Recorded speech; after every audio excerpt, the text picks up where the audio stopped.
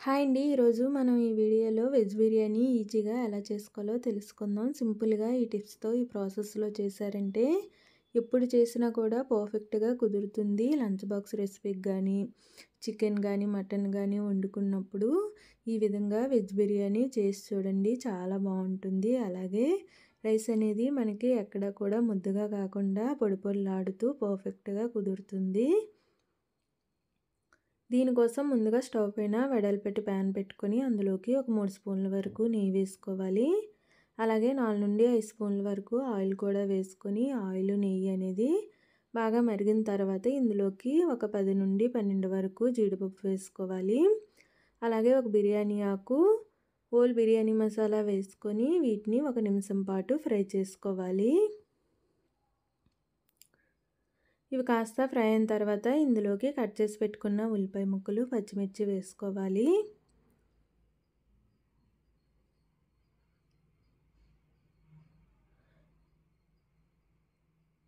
తర్వాత ఇందులోకి కొద్దిగా కరివేపాకు కూడా వేసుకొని ఆనియన్స్ని బాగా ఫ్రై చేసుకోవాలి.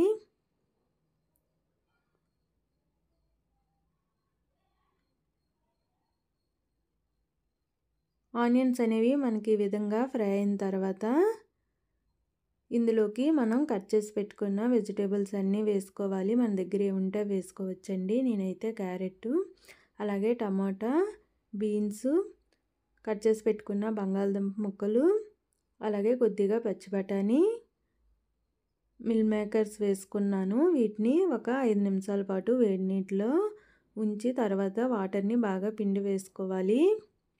ఈ విధంగా వెజిటేబుల్స్ అన్నీ వేసుకున్న తర్వాత ఇందులోకి ఇప్పుడు మనం 1 స్పూన్ వరకు అల్లం వెల్లుల్లి పేస్ట్ వేసుకోవాలి. అలాగే రుచికి సరిపడా సాల్ట్ కూడా వేసుకొని మనం ఈ వెజిటేబుల్స్ని ఒక 50% వరకు కుక్ చేసుకోవాలి.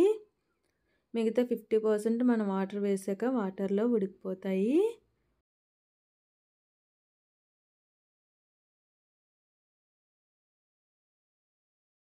చూడండి ఈ విధంగా మూత పెట్టి ఉడికించుకోవాలి. చూడండి మనకి వెజిటేబుల్స్ అన్నీ కూడా 50% వరకు ఈ విధంగా కుక్ అయ్యాయి.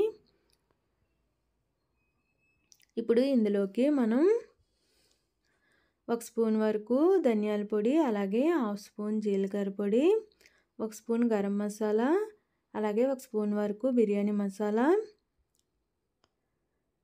గుప్పెడంతా పుదీనా, అలాగే కొత్తిమీర వేసుకోవాలి. అలాగే ఇందులోకి ఒక 3 నుండి 4 స్పూన్ల వరకు పెరుగు వేసుకోవాలి. పెరుగు వేయడం వల్ల వెజ్ బిర్యానీ టేస్ట్ అనేది ఇంకా బాగుంటుంది. ఈ విధంగా అన్నీ వేసుకున్న తర్వాత ఒకసారి బాగా కలుపుకొని మసాలాని మరో 2 నుండి 3 నిమిషాల పాటు ఫ్రై చేసుకోవాలి.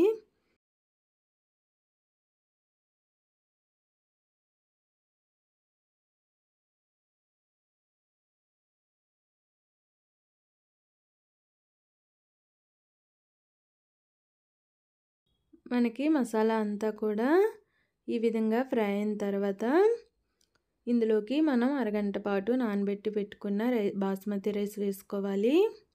నేను ఇక్కడ 2 గ్లాసుల వరకు రైస్ తీసుకున్నాను. వీటిని బాగా కడిగి అరగంట పాటు నానబెట్టుకోవాలి. బాస్మతి రైస్ వేసుకున్న తర్వాత వీటిని ఒకసారి కలుపుకోవాలి. మరీ ఎక్కువ కలపకూడదు, ఎందుకంటే రైస్ ఆల్రెడీ నాని ఉంది కదా, ముక్కలుగా అయిపోతుంది.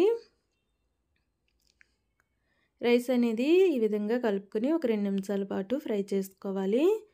తర్వాత ఇందులోకి 1 గ్లాస్ రైస్కి 1.5 వరకు వాటర్ యాడ్ చేసుకోవాలి. నేను 2 గ్లాసులు తీసుకున్నాను కాబట్టి 3 గ్లాసులు వాటర్ యాడ్ చేసుకున్నాను. వేసుకున్న తర్వాత ఒకసారి బాగా కలుపుకొని సాల్ట్ ఏమైనా సరిపోకపోతే ఇక్కడే చూసుకొని వేసుకోవాలి. నాకు కొద్దిగా సాల్ట్ అనేది సరిపోలేదండి, అందుకే నేను కొద్దిగా సాల్ట్ వేసుకున్నాను. మీకు సరిపోతే అవసరం లేదు. ఈ విధంగా వేసుకున్న తర్వాత ఒకసారి బాగా కలుపుకొని మూత పెట్టి మనం స్టవ్ని హై ఫ్లేమ్లోనే పెట్టుకొని ఒక 5 నుండి 6 నిమిషాల పాటు దీన్ని ఉడికించుకోవాలి.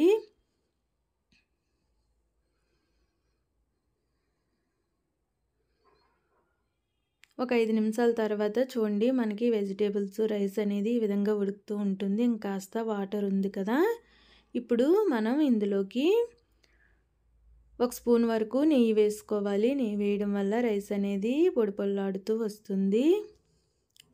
నెయ్యి వేసుకొని ఇప్పుడు స్టవ్ని మనం లో ఫ్లేమ్లో పెట్టుకొని మరో 3 నుండి 4 నిమిషాల పాటు ఉడికించుకోవాలి. ఈ విధంగా చేయడం వల్ల మనకి రైస్ అనేది అడుగు పట్టకుండా ముద్దగా అయిపోకుండా పర్ఫెక్ట్గా ఉడుకుతుంది.